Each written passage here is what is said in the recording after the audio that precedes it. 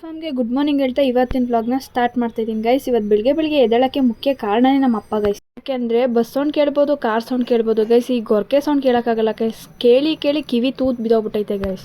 ಸತೆ ಕೇಳ್ಕೊ ಬನ್ನಿ ಗೈಸ್. ಏನು ಅರ್ಥವೇ ಆಗ್ತಿಲ್ವೇ ಈ ಕೇಸು?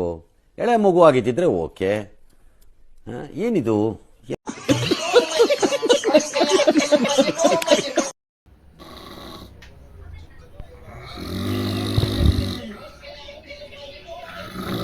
ಗೊರಕೆ ಆಡಿಯೋದಲ್ಲಿ ಡಿಫ್ರೆಂಟ್ ಆಗಿ ಸೌಂಡ್ ಬರುತ್ತೆ ಗೈಸ್, ಕೇಳಿಸ್ಕೊ ಬನ್ನಿ.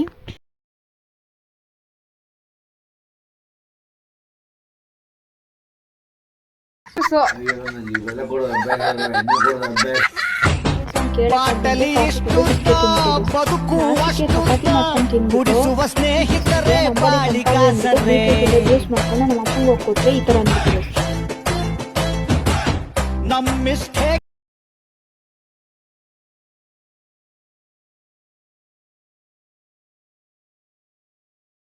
ಒಂದು ಲೈಕ್ ಮಾಡಿ, ಒಂದು ಫಾಲೋ ಮಾಡ್ರೋ ಶಿಶೇಂದ್ರ.